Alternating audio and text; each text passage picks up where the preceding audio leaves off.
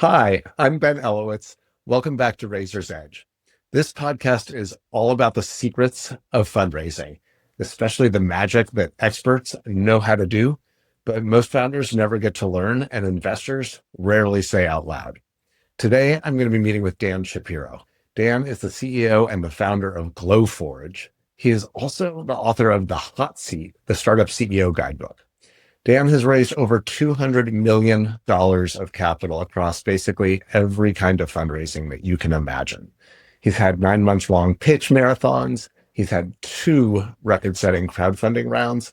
He's had a slew of high-speed venture rounds across different categories: hardware, gaming, e-commerce, media, even lasers. Dan is incredibly special. He's the best example of the number one practice of all the best fundraisers that I've met. And when I say that, what I mean is he approaches fundraising with non-stop fine tuning. Dan reverse engineers how investors think. He pressure tests his messages like a scientist. He takes his rejections and he uses them as data to figure out how he can get better. He is a continuous improvement machine. And that is his secret to being a great fundraiser. Today, Dan's going to walk us through exactly how he does it. The tuning and the testing, the pattern spotting, all the stuff that never gets written about in how-to blog posts. It's practical, candid advice, and it is full of moves that you can use for your own raise. So let's jump in.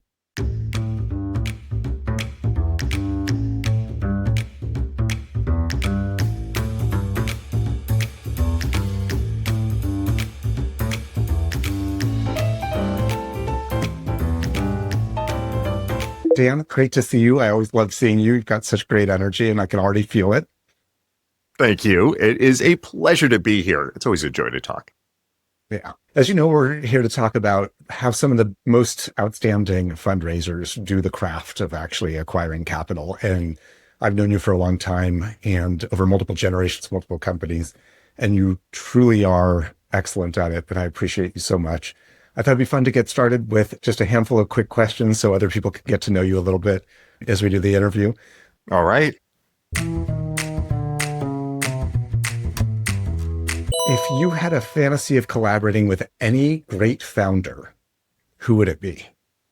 Collaborating with a great founder. Oh, man. I mean, some of my favorite founders have been my co-founders. I've been incredibly lucky over all the while. And this is probably cheap, but Ben, we've never started a company together. So I think the answer is right in front of me. That would be amazing.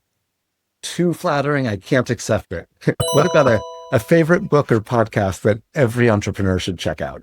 You know, we were just chatting about this earlier, but my mom is a professor of speech and communications. And when I was in high school, she gave me a book called Influence by Robert Cialdini. And it is one of the earliest books on the psychology of how people are persuaded. And basically that book taught me everything I know about sales, everything I know about marketing, everything I know about pitching, everything I know about fundraising, like it all had its roots there. Sweet. If you had to describe your leadership style in one word, what would it be? I'm sorry, you're going to get four. Lead from the front. That's the best short version I can give you. It was Bill and Steve when I was at Microsoft, and then Larry when I was at Google. And they would do what I would call lead from the front, which is they would find amazing people to run finance and they delegate that to them. And they'd find amazing people to run the things that they weren't good at. And like when Bill was leading, he found Steve to go run sales and he delegated. But when it came to product and engineering, Bill led from the front. Then when Steve took over, found somebody great to go run product and engineering, and he led sales from the front. And guess what? Microsoft was one of the best product and engineering companies in the world when Bill led it. When Steve took over, they kind of took a few steps back in product and engineering, and they became the best sales company in the world. And Larry led from the front with product and engineering as well. And so I look at it from that perspective. One model of great CEOs is that they have a small set of things that they're really good at, where they are the leader of that, and then other areas where they delegate and oversee. And so That's what I mean when I say lead from the front. Yeah. Let's talk investors for a second. Biggest green flag and biggest red flag when you're getting to know an investor. I'm going to twist the answer a little bit. And what I'm going to say is the way that you find those flags, regardless of what they are, is you go talk to the deals the investor did that didn't work out. So you're going to go research the investor. You're going to ask every board they've been on, and modern AI makes this relatively easy to do. Go do the research for you. You want to know how they behaved when things weren't good. Because when things are good, everybody's nice, or at least, okay. But you want to know what happens when the chips are down. When you're fundraising, when an investor doesn't reply, do you write them off or write them again? I personally find it, even after decades of doing it, I find it hard to go back in and throw yourself once again at whatever the communication is and put on a cheery face and pretend like they haven't just ignored your last 3 emails and run forward. But, the truth is, if people are hard to get a hold of, they know they're hard to get a hold of, they're probably embarrassed about it to some level, or at least resigned to it. And they know that people are going to be persistent. And so eventually they'll either, say, oh gosh, I'm not interested, or okay, I apologize, here I'm re-engaging. Or maybe they just runs on forever. Long way to say, call again. Yeah. The last question for our speed round. Do you love fundraising or do you dread it? Yeah, definitely. Love or dread. It's a little of both. It's one of those, once more to the breach, my friend. It has, the highest highs. It has the lowest lows of leading a startup. And it's a fun challenge, and it's no fun when it doesn't work. And at the start of the company's life, at the start of your entrepreneurial career, it usually doesn't work. And that is no fun at all. When you meet a new investor, how might you introduce yourself? What does your self-intro sound like? So I'll tell you this for Glowforge, and I'm just going to give you a little meta commentary before I tell you this. My goal when I do this is to make it seem like my entire lifetime has been a giant buildup to this moment where I've started this company. And so the version I'm giving you would be different if I was starting a different company. But, since you asked, I'll tell you, the first job I ever had in college was building laser light shows and selling them on the early internet. And that was how I got my start with entrepreneurship. I decided to go to Microsoft and kind of learn the craft of software. And it was an amazing experience for 5 years. But then a friend tempted me into a startup, and it was a hardware company where we were building a cell phone from scratch. In the early days, it was the first cell phone based on Linux before that was a good idea, before Android existed. We actually built the phone, the software, the operating system, and the entire end-to-end consumer product, which was acquired by AOL. I ran a game studio for a year because, that was like every kid's dream to run a game studio for real networks. But I had been bitten by the startup bug. So I started a company that was based on the startup area I knew, based on cell phones, a company that was cloud services for wireless carriers. So wirelessly sync your phone and your laptop and your cloud services together. We acquired the company PhotoBucket from Fox Interactive, merged them, renamed the company. After about 4 years, I stepped out. That company, PhotoBucket, today is still the company I started. But I had been playing around with an idea, which was a comparison shopping site, just something that scratched a personal itch. It turned out Google acquired it just 6 months later. It was kind of an amazing and fast outcome. And I worked as the CEO of a wholly owned subsidiary at Google for 2 years, building comparison shopping services. Took a leave of absence because my kids were 4, and I wanted to spend the summer really getting to spend some time with them. And together, we developed this board game called Robot Turtles. And it's a game that teaches the fundamentals of programming to kids as young as preschool. And I was kind of entranced by crowdfunding. I was curious about Kickstarter, which was very new. So I decided to put it on Kickstarter with a video starring my kids. It blew up, became the most backed board game in Kickstarter history. So as a sort of one-person passion project, I started a board game company. Spent a year in production, shipping these out to folks, and then licensed it to, I didn't want to stay a board game company, so I licensed it to a real one. Ravensburger publishes the game now. And in the process of developing those prototypes, I discovered CNC laser cutting, the ability to use a machine to go create beautiful things from hundreds of different materials with a laser. One thing led to another. I had an industrial carbon dioxide cutting laser from a factory in China installed in my garage. And I invited a series of entrepreneurs who I'd met over the years and investors to come see this. And every one of them looked at me like I was insane. Dan, what are you doing with this industrial equipment in your garage? And I said, well, let me just show you. And I'd fuss with this and throw the levers and, very sort of Willy Wonka in this giant machine, push a button, and something magical would happen. and their laptop would be engraved with their company logo, or I'd create a business card holder with their name on it. And they'd say, okay, everything was crazy that you did except that last part. That last part where you push the button and something beautiful came out, that was pretty cool. I reconnected with an old friend from 20 years before who just had a $112 million exit and who, through the miracles of fate, had just finished building a giant laser cutter in his garage and said, what if we could give this to everybody? What if everybody had the ability to make beautiful things at the push of a button? And that's where Glowforge came from. Love it. I love it. I was just on a phone call today with an investor. We were talking about what makes some founders excellent fundraisers and other founders very average. And one of the things she was saying was in this first meeting, one of the most important criteria is founder market fit. And so the way you kind of weave that through the entire journey that you've been on when it comes to creating new products, new startups, new businesses, having learned from the best, having had a particular founder market fit around this idea around lasers and around craft. It's like you've covered all the bases. It's like very deliberate, and yet it comes off like it's just, that's just you. That's just organic. And it is you. I was there in your basement. You gave me a demo. You got to see the machine. It was I got pretty to terrible. see the machine, but even more than see it, what I remember is the smell of the burning of I think we put wood and a couple other things in there. You had warned me, by the way, that of course this could catch fire and it could start a major fire. So I always have all these precautions in place. Like laser safety glasses and fire extinguishers. We don't do that anymore, to be clear, because a big part of the challenge was making it safe and easy to use and delightful indoors. But at the time, it was pretty scary. One VC referred to it as like the CEO is lab grown for this opportunity. And I think that's what you really do as you share that, which is beautiful. And by the way, like, as I said at the start, that is a finely, crafted version of that story to that end. An equally realistic story is Dan has done completely random things all his life. He was in mobile phone software. He was in operating systems. He was doing comparison shopping.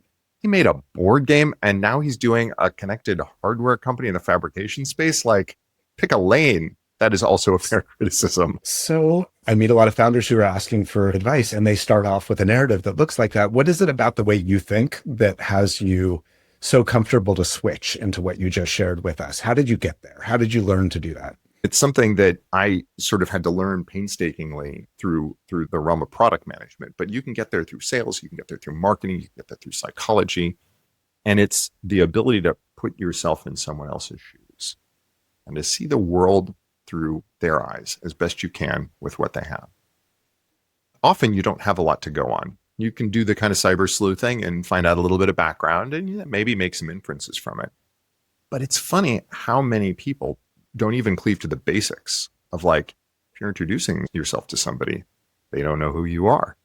They don't know what you do. They may not find a litany of your accomplishments very interesting. So how do you share things in a way that pulls them along? How do you share things in a way that has highlights that might be memorable? How do you cover lots of different areas so no matter what it is that they're looking for, they want to see sales or they want to see a successful exit or whatever, like, sprinkle lots of seeds so that some of them will bloom. You don't necessarily know which ones. How do you put yourself in the mind of the person you're talking to and deliver a communication that's going to land with them? And if you can do that, then you can do sales, you can do marketing, you can do pitching, you can do fundraising, and so much more. And this is different, actually, than the conventional kind of mythology of how to be a great founder pitcher, which is share your vision. Share your vision doesn't say first think about the audience. I think you're saying something very different, which is first think about who you're talking to, put yourself in their shoes. And I bet you're going to share your vision, Dan, but I bet when you're sharing your vision, you're doing it in a way to connect. I mean, 100%. And there's different ways to do it. Some people are like, I just got to be me and I'm going to dump it out there and the right person will come along and love me for what I am and that'll happen. And, great if that works. I've always found fundraising to be so profoundly challenging to find the right fit between the founder and the company and the investor. Like, that's a three-way connection and all three branches of that have to connect, that I want to have some level of flexibility. So some investors who I would be pitching Glowforge to, I would talk about it's a connected hardware business because I knew that they cared about connected hardware business. Some I would talk about it as a platform, and I talk about the value of building a platform for construction and creativity. And some I would talk to and say, we're Homo sapiens. We're literally a species of tool makers and users, and technology has taken that away from us. And that's silly, and technology can bring that back. I'm excited to create a world where anyone can create anything, because as humans, that is our birthright. Okay, obviously, I'm very excited about that. And obviously, that's something that I'm very passionate about. And that's not for everybody, and that's okay. So I'm going to kind of read my audience a little bit, and I'm going to share the piece of my excitement that I think is going to resonate most with them. We talk about sometimes product market fit with the product and the customer base. You can think about product market fit between, I want to raise capital for my company and it's kind of a product and I want it to fit with investors. So like product market fit with capital. And you're kind of taking that to another level of saying, look, I'm going to adjust my narrative so that as I take my company, I'm also putting it in terms where any particular investor is going to be most able to relate to it and to turn that into an investment thesis. Absolutely. A cynic would look at that and say it's unprincipled and it's dishonest, which I would disagree with. I would say that any company can and should consider doing 100 different things with itself. There are 100 different paths to go down. And the path you go down isn't handed down by, divine on high. It's the synthesis of the opportunity, the knowledge, and the people involved. And it is not only not wrong, it is very, very correct when you get a new asset, when somebody new joins the company, or when you're talking about it, to steer the company in a way that takes advantage of that person's strengths. You say, okay, like bring all that to the table. Help me understand what's exciting to you. Help me understand what you see in this, because I can weave that into my vision. And so I think the best founders synthesize the direction of the company from their North Star and from the skills and passions of people around. They sell their vision, but they are also buying. And the company winds up being this great synthesis of the people who build it together. And back to, is fundraising a relationship or a transaction? You're building a relationship through common ground by adapting. Hey, let's find the common ground here from which we can build a partnership together. Absolutely. I'll give you a very, very micro story that this reminded me of. When I was raising money for Glowforge, Brad Feld had been on my radar for about 2.5 decades. I'd read his books, I'd read his blogs, everything I knew about VC for my first company, with very few exceptions, came from Brad and a few other VCs who were blogging back in 2003 and 4. There just wasn't much out available about this. And I'd, send every single company I'd started his way, and everyone he politely declined, or ended one of his partners who politely declined. And so I, with much trepidation, sent him an email and said, hey, Brad, here's the folks we know in common. And, love to talk to you about Glowforge. And he said, great to connect. As you can imagine, I see a lot of 3D printing companies because he was an investor in MakerBot, which was a huge success. I just have 3 questions, A, B, C. I looked at that and I was like, these are not the right questions.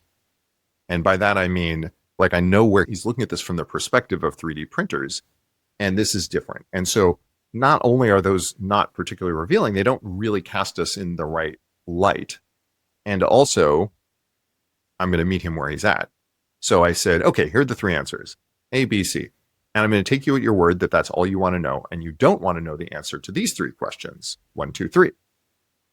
And I gave the questions that I was like, these are the ones that would be most interesting. Hit send. And left him in suspense for that. And 5 minutes later, he said, okay, I'll bite. What are the answers? And I went, oh, crap. Now I have to write the answers to them. And I spent like 6 hours writing a page on each one of those because I hadn't quite played the game through to, calling my bluff on it. I was like, here's the next move. All right. Okay. That's what comes after. And that's what led to Foundry Group making the lead investment in our Series A. Let's rewind before you got to be so good at all this stuff, before you had, maybe even before you had read Robert Cialdini and learned the arts of influence. As an early founder, and your first couple times out, you had gotten the benefit of being part of startups like Wild Seed and Real Networks, but you hadn't been out there as yourself yet, as the person who has to do the race. Was it a mystery, or did you feel like you knew how it was going to go? Oh, I totally knew how it was going to go. Was I ever wrong? Was I ever misguided? So first, the numbers, but just the raw numbers, were from the time I quit my job to be a full-time CEO with the number one priority of getting the company funded until the first check cleared was 9 months. And so I basically think about that as like there was a brick wall that I had to get through, and I got through it by hitting my head against it repeatedly for 9 months until eventually it fell over. I mean, I pitched anything that would move for 9 months. Anybody who take the call, anybody who showed up at the networking event, I went to every event. You write all the long emails and you do all the research before every meeting. And you just, like my experience was, you just pour everything into it and you're burning the candle at both ends to get enough opportunities to have something work through. And this was just trying to raise like a first round. It could have been BC, it could have been Angel. Like I didn't care. I was pitching everybody. And it was totally disheartening. And then just the stupid basic stuff like, how do you meet investors? Oh, well, you just talk to your network and ask for introductions. I don't have a network. What are you talking about? It's like, that's not helpful at all. And many of those later stage founders, a role I now find myself lucky enough to be in, failed at that earlier task that we met. A young entrepreneur comes to them and says, how do you do it? And they forget the perspective of the person who's asking them questions. And so the path to doing it the first time was really, really difficult.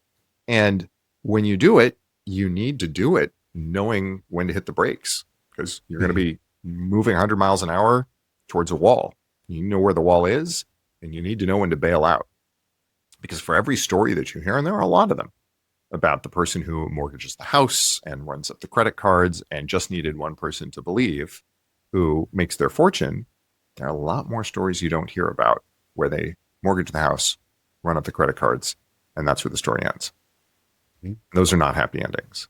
One thing I get, knowing you as I know you, as you're talking to those dozens and dozens and dozens of investors, and they're passing or ghosting you in large part, I don't think you're just saying, oh, well, they're jerks or they didn't get it. I think you're doing something else. There's something about the way you're learning as you go. How did you take that feedback and actually use it to adjust, whether it's the pitch or the business, your own skills? How did you use that feedback to actually get better and better? It's really hard because as you talk about, the pass, the no, the ghost, you left off what I think is the most challenging category, which is the one more things. The, okay, great. Let's have a meeting in a month and let's talk about this. Could you send me this? Could you send me that? Could you answer this question for me? Could you talk to my partner? Now my partner wants to understand. They've spent some time with us. Okay, we're building a model. Could you spend some time with our associate, help us build the model? Okay, we're having just the endless series of questions. There's a dynamic here that was only explained to me much later, which is if you've got an early stage founder, you're making a decision based on very little data. And every new piece of data you get and every day, week, month that goes by is more data. And so the sort of, relationship be damned optimal strategy is to talk as long as humanly possible and to get as much data as possible. Because who knows, partway through the discussion, the founder may strike gold and it may become really obvious that it's a great idea. So better to string along a founder with maybes than to shut things down and risk insulting them and risk missing out on something. And that's the problem, because those maybes look like the path to success. So your question of how did you learn along the way was a difficult one, where I realized along the way that I might not be getting good data. I might not be getting good data because the things people were interested in might be stalling tactics. I might not be getting good data because there's a couple of classic reasons why people pass that are designed to not hurt founders' feelings.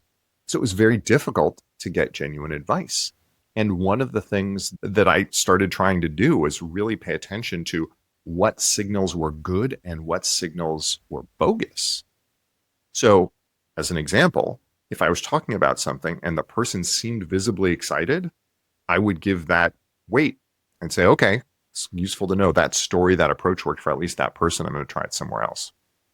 If I had an investor who was somebody who actually I did have some relationship to, who I just thought I got the vibes that I trusted, then I might really push them hard.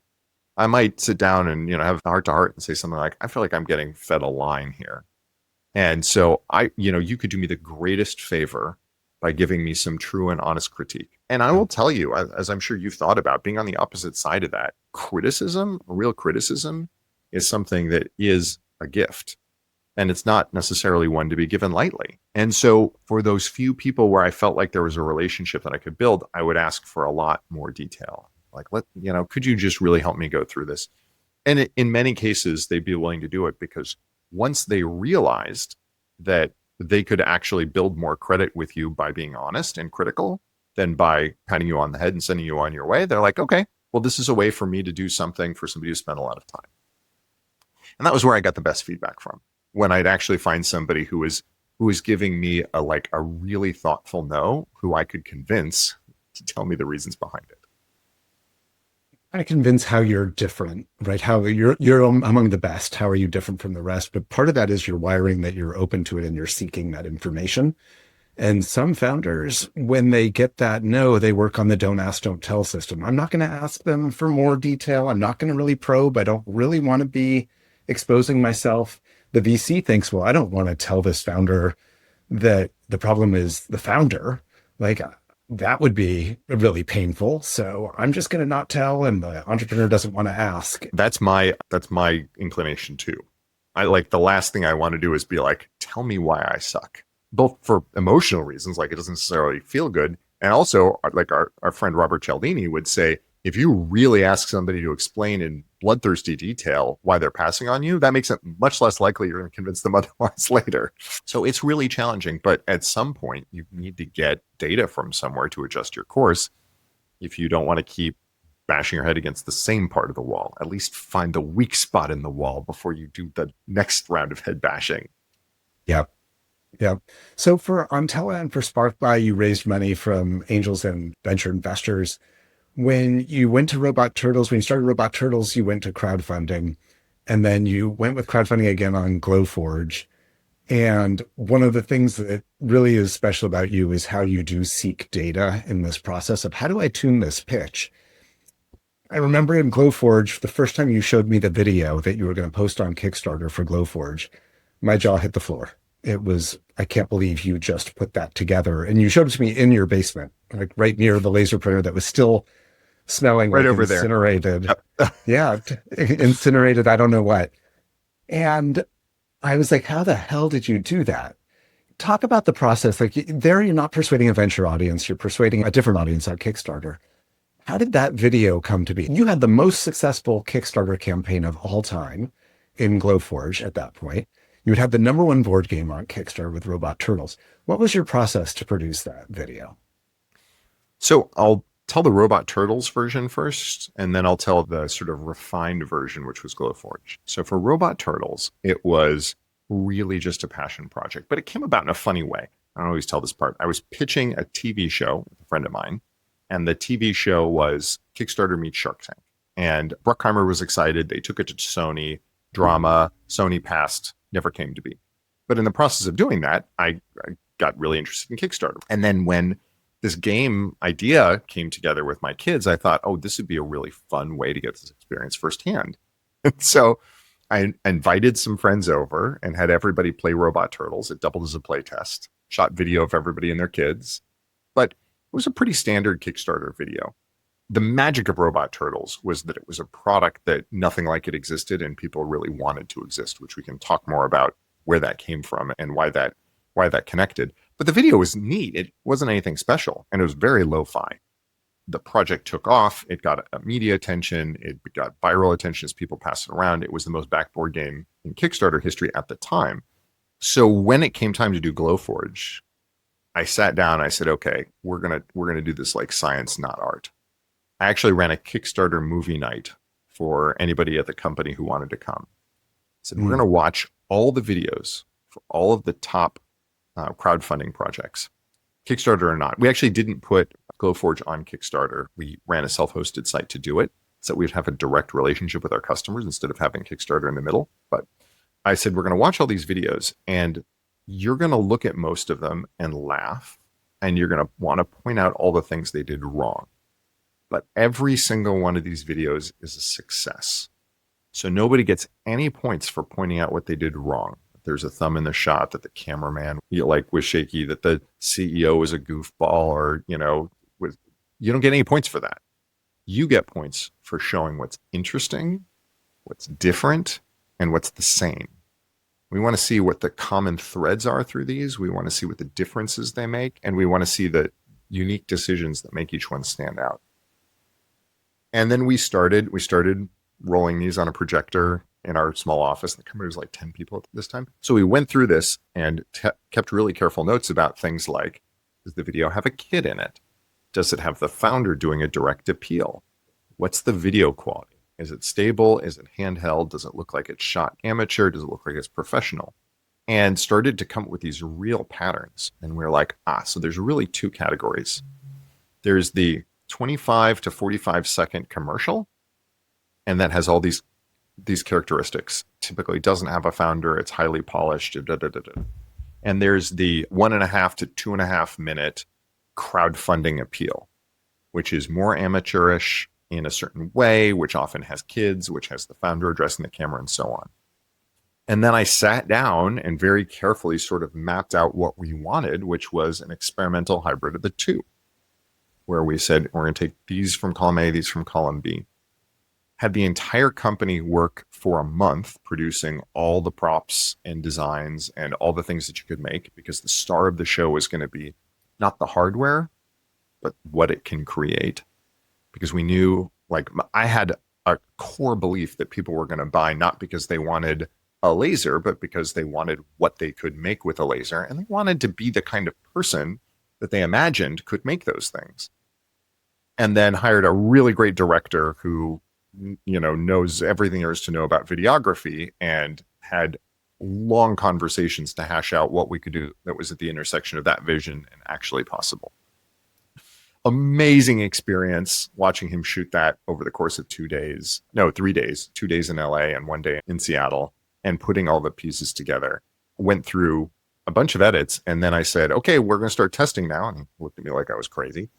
So I put our cut of the video up on Amazon Mechanical Turk, along with 2 other very successful crowdfunding videos, and I had people rate them, and it bombed. The other 2 did much better, and I had them, is it funny? Is it sad? Is it interesting? So we did another edit based on the feedback, and it bombed. I was starting to get worried because the thing was going to launch in 3 days.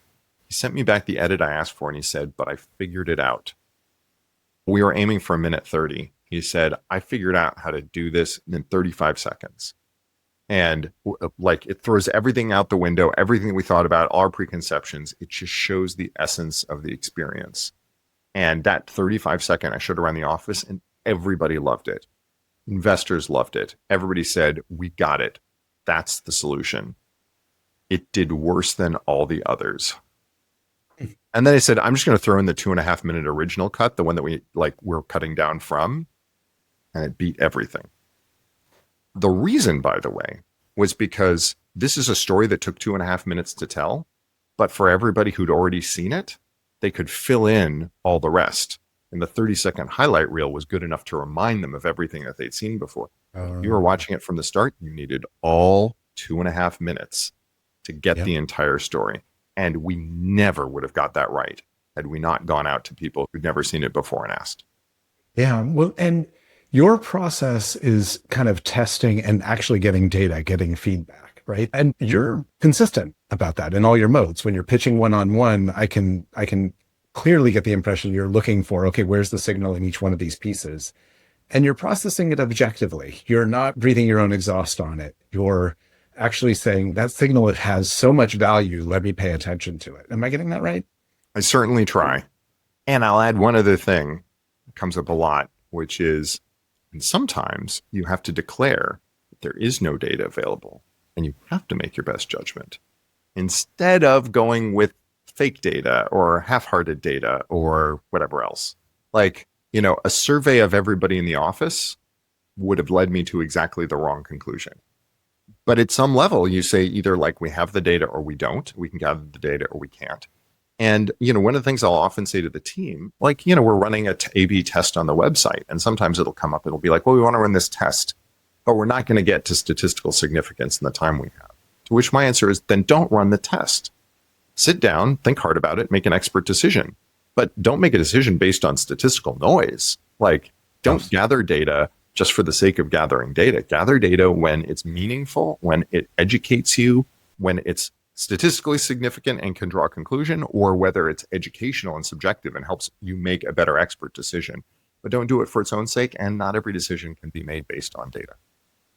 When you're advising founders, what are some of the things you suggest so that they can get that kind of objective feedback?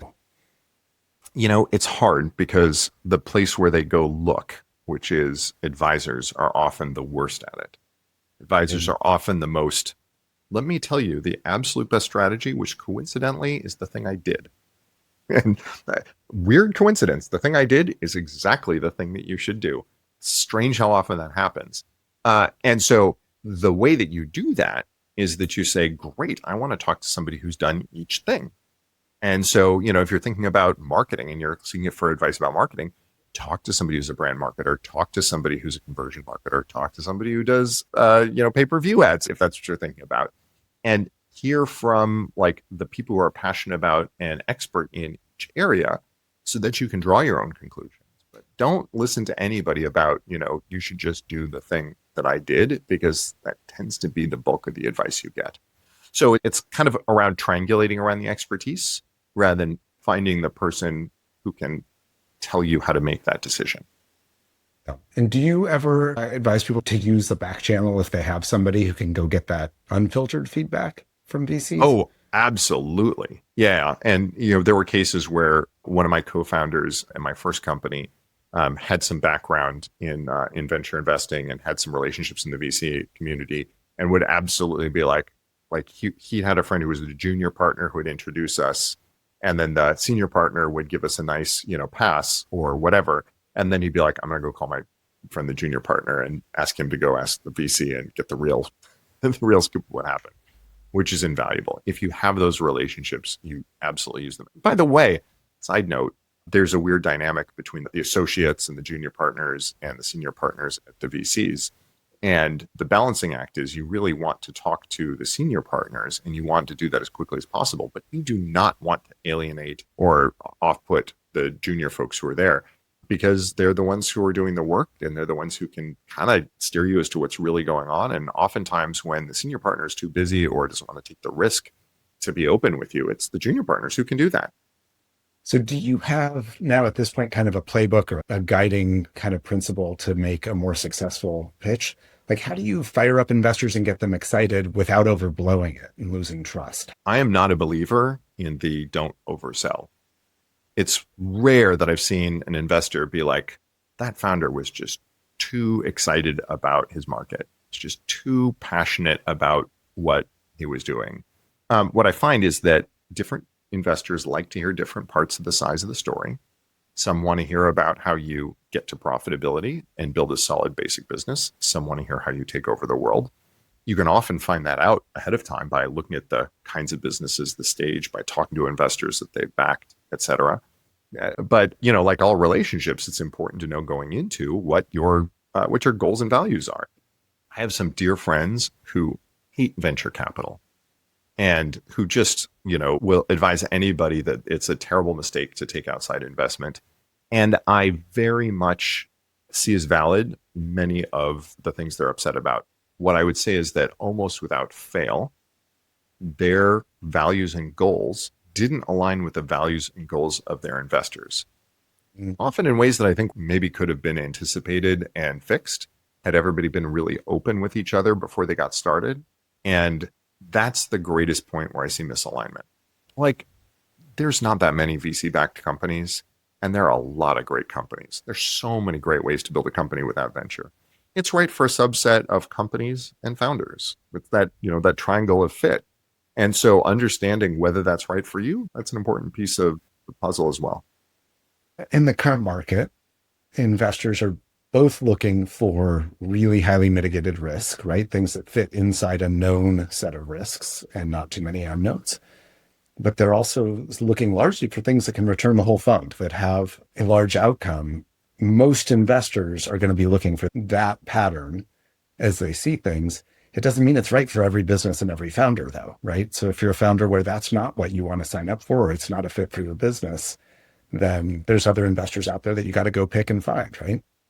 Yeah, absolutely. And there's angel investors who many of whom are really focused on how can you get to a profitable company, a modest exit, or paying out a dividend. One of my friends, Rand Fishkin, who founded Moz, which was a venture-backed company, blogged very publicly about his frustration with VC, turned around and founded a company that's really focused on smaller scale and on delivering a return to its angel investors and then paying out dividends over time. And that's what he wanted to do when he found great investors to back him. I was proud and happy to be able to support him in that. I'm an investor in the company, and he's been very successful in doing that, which is awesome. There are a lot of ways to build a company. So Yep. VC is not for everyone or every firm and every company. What along those lines, what are the other mistakes that you see entrepreneurs make most commonly when they're going out to raise that round? What do they miss? So I think there's a huge underestimation that often happens around time. That is the time commitment to the fundraise, how long, like how much work it is to do a great job of showing up as an A plus for every meeting, and the time it takes to close a round over time. It's all well and good to set up a tight process and talk to everybody in parallel and then push everybody for close. And if that doesn't happen, if timelines slide out and you can't commit everybody to the time available, and so what are you going to do now? Give up? Nope. You're going to keep going, keep banging your head against that wall. I mentioned the folks who mortgaged the house and run up the credit card debt. One of the things that I did when I started my first company was I sat down with my then girlfriend, now wife, and said, like, how long can I do this? We sat down and had a conversation about it. And what we decided on was a year. I could take a year to go run at this. If a year was up and the wall hadn't moved, I would have been done. I would have shut it down and called it a failure and a learning experience and moved on. It wound up taking 9 months. It was pretty close to 12. Could have easily been just a slight bit more unlucky and come up a different way. CEOs, we kind of start the conversation before we ever start working on the fundraise of saying, okay, how long's the runway? How long do you think it's going to raise money? And let's today decide what plan A, B, and C are. If it takes 3 months longer, 6 months longer, or even more, when do we need to intervene so that it won't be too late for your goals, right? Like if your goal is to say, no, I am willing to give this a year or longer, then let's make sure you don't run out of cash. And if you don't do that exercise up front of saying, great, let me plan for that, then inevitably you waited too long and you find out now you've kind of hoisted yourself on your own petard. Yes. And I mean, there's emergency plans. When Ontella did its Series B, I remember having a conversation with Craig, our corporate attorney, a good friend, and he said, Dan, it's amazing. How did you go from, start of the new year to finding an investor in a month? And it's really hard to find a Series B. You got it done in a month. And I said, well, I got Alaska 25K status at the end of January. So I did 68 pitches, of which 68 were no. The 69th pitch was yes. And that was the one at the end of January, which turned into a term sheet, which turned into an investment round. He said, oh, okay, so you just did the normal 3 months thing. You just jammed it all into 1 month of schedule. Huh? That's not always possible. I had the right combination at that point of folks to talk to and people I could call on. And it was a stage that was interesting enough that I could get a bunch of people to pay attention in January. Unfortunately, one of them bid, but I'll tell you, it was the very end of January, and I was supposed to fly to LA to pitch 3 companies, and 2 of them canceled. And the one that was left was Disney's VC firm. And I'm like, Disney's VC firm is not going to invest in a cellular infrastructure company. This is ridiculous. And I started joking about my Mickey Mouse vacation, basically just day trip, fly down, pitch Disney and fly back. And I almost canceled it. And I'm like, nope. I said I was going to pitch everything that moves. And that was the deal that went through. Those were the investors who said yes. Amazing. Yep. last question for you. If you could leave up and coming founders with one piece of wisdom that you've learned the hard way, what would it be? I mean, it's advice I got from my first mentor at Ontella, Tom Hughesby, who came up through the ranks of sales leadership, was an amazing storyteller, and had tremendous insight and perspective on the startup world. But I remember I was talking about like our strategy and how we had to change our strategy, and I was really concerned about like continuity and were we just being opportunistic, and what does it really mean to have a vision and to play it through? And I was getting myself all twisted up in knots. And he smiled and he said, Dan, strategy is the story you tell when you're done to make it sound like you knew what the hell you were doing all along. I'll go all the way back to, my biography. And I told you version 1 is Dan has a short attention span and does all these random things. And version 2 is like the grand story of how everything led up to this moment. Strategy is the thing you tell people to make it sound like you had a plan all along. Love it. When you write the screenplay, you don't include anything extraneous, right? There's no room for it because just the good stuff, just the must-haves should take the entire length of the feature. We call that the golden path, right? Yes. What exactly does an investor need to hear to get to yes? And how do you use all the signals? This is the thing I love and admire, is that you are collecting data and being genuinely thoughtful at every point along the way to say, let me tune it for that. Let me start with where the audience is and meet them, and let me understand them and appreciate them all the way through. How do I describe this in a way where it's going to be along that golden path? It's going to be exactly the story that I tell them of how we got here and how we'll move forward. That happens to be 100% true and authentic. And at the same time, highly, highly investable because you've been paying attention to the cues all along. Yes, it's your corporate meet cute. It is the story you tell of how everything came together in just the right way. Wonderful. Dan, you are the best. Thank you. I've had such a great time with you, and I totally appreciate your mentality. You're so deeply thoughtful about this, and you're so joyful about it too. It's such a beautiful combination. Thank you, Ben. It is such a treat to get to talk about this and to get to catch up about all the amazing history that we've had together and through our fundraising experiences. I loved getting to talk to Dan Shapiro for this episode. Dan's got this super sharp way of thinking about investors as his audience, and he is always scanning for signals, tuning his approach, learning on the fly. Those are the things that make him a master fundraiser. I would love to hear your thoughts. Please do me a favor, drop a comment and share what you think of Dan's approach. I'd love to hear about the strategies that you use with your own investors. And if you enjoyed today's episode, do me a favor, follow Razor's Edge on Substack to get extra behind the scenes content. While you're at it, rate and review on Apple Podcasts or Spotify, of course. It does make a difference in helping us reach more founders. I'm Ben Elowitz. I'll see you next time on Razor's Edge. Thanks.